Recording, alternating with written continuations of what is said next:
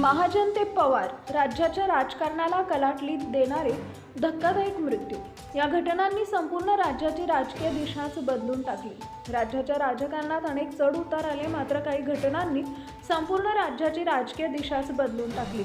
बुधवारी बारामतीजवळ झालेल्या विमान अपघातात राष्ट्रवादी काँग्रेसचे अध्यक्ष आणि राज्याचे उपमुख्यमंत्री अजित पवार यांचं निधन झालं। या दुर्दैवी घटनेनं केवळ बारामतीवरच नाही तर संपूर्ण महाराष्ट्रावर शोककळा पसरली आहे। अजित पवार हे महाराष्ट्राच्या इतिहासात सर्वाधिक काळ मुख्यमंत्री उपमुख्यमंत्री पद भूषवणारे नेते होते। त्यांच्या जाण्यानं महायुती सरकारमधील एक खंबीर आधारस्तंभ हरपला आहे। विशेष म्हणजे राष्ट्रवादी काँग्रेसचे दोन्हीही गट पुन्हा एकत्र येण्याच्या चर्चा सुरू असतानाच ही दुर्घटना घडली, ज्यामुळे राज्याच्या राजकारणात मोठी पोकळी निर्माण झाली।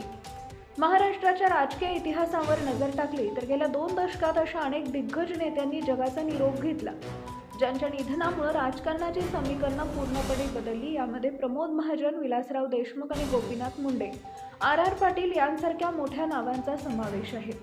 या नेत्यांच्या अकाली निधनानं त्या पक्षांची आणि राज्याची मोठी हानी झाली आहे। प्रमोद महाजन भाजपचे आधुनिक चाणक्य, भाजपचे दिग्गज नेते आणि माजी केंद्रीय मंत्री प्रमोद महाजन हे त्यांच्या कारकिर्दीच्या शिखरावर असताना 3 मे 2006 रोजी त्यांच्याच भावानं केलेल्या गोळीबारात त्यांचा मृत्यू झाला। प्रमोद महाजन हे भाजपच्या सर्वात प्रभावशाली आणि सुशिक्षित चेहरा मानले जात होते।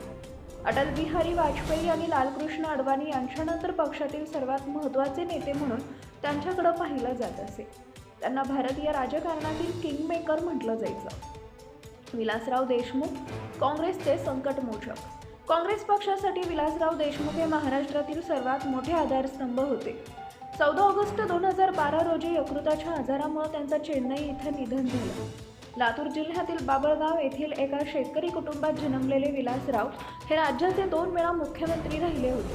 पहिल्या यूपीए सरकारच्या काळात शेतकऱ्यांच्या कर्जमाफीचा प्रस्ताव मांडणारे ते पहिले नेते होते, ज्यामुळे 2009 मध्ये काँग्रेसला पुन्हा सत्ता मिळवण्यात मदत झाली। विलासराव देशमुख यांना प्रशासनाचा दांडगा अनुभव होता आणि सर्वपक्षीय नेत्यांशी त्यांचे सलोख्याचे संबंध होते। 26/11च्या हल्ल्यानंतर त्यांना मुख्यमंत्री पदाचा राजीनामा द्यावा लागला होता, तरीही त्यांनी पुन्हा राष्ट्रीय राजकारणात आपली जागा निर्माण केली होती। त्यांच्या निधनानंतर काँग्रेसला अद्यापही त्यांच्या तोडीचा सर्वसमावेशक आणि प्रशासकीय पकड असलेला नेता महाराष्ट्र काँग्रेसला मिळालेला नाही। गोपीनाथ मुंडे जनसामान्यांचे लोकनेते। प्रमोद महाजन जर भाजपाचे चाणक्य होते तर गोपीनाथ मुंडे हे त्यांचे चंद्रगुप्त मानले जात। या जोडीनं महाराष्ट्राच्या राजकारणाचा चेहरा मोहरा बदलून टाकला। 1980च्या दशकापर्यंत महाराष्ट्राच्या राजकारणात मराठा समाजाचे वर्चस्व होते, मात्र मुंडे यांनी बहुजन समाजाला एकत्र करून हे वर्चस्व मोडीत काढले।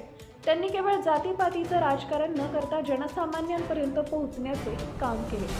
अजित पवार प्रशासनावर पकड असलेला धडाडीचा नेता।